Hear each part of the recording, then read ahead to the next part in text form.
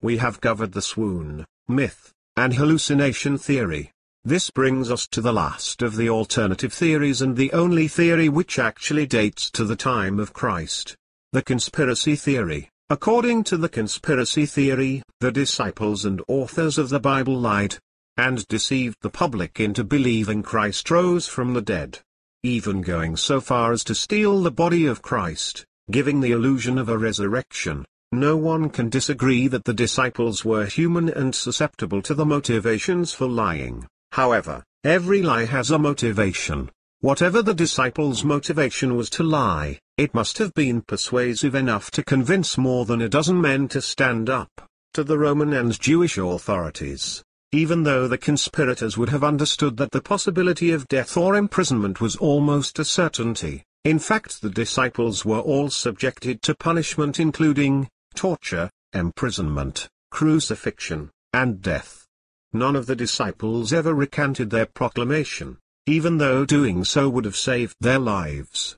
Not only did the disciples die, they never received any tangible benefit from lying. While it is possible for 1, 2, or maybe 3 people to die for something they know to be false, it is nearly impossible to believe more than a dozen people would die for something they know to be a lie. Clearly, the disciples believed they saw the resurrected Christ. This would run totally contrary to all we know of them, their ethical teaching, the quality of their lives, their steadfastness in suffering and persecution, nor would it begin to explain their dramatic transformation from dejected and dispirited escapists into witnesses, whom no opposition could muzzle. Sir James Norman Dalrymple Anderson, Dean of the Faculty of Law and Director of the Institute of Advanced Legal Studies, at the University of London. Christianity, the Witness of History.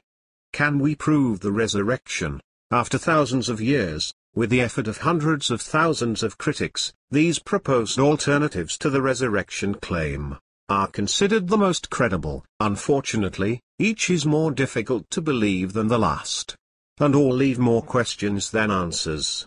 Clearly, while proving an event which is claimed to have taken place thousands of years ago is difficult, all the evidence seems to suggest the resurrection is the most plausible explanation. According to the laws of legal evidence used in courts of law, there is more evidence for the historical fact of the resurrection of Jesus Christ than for just about any other event in history.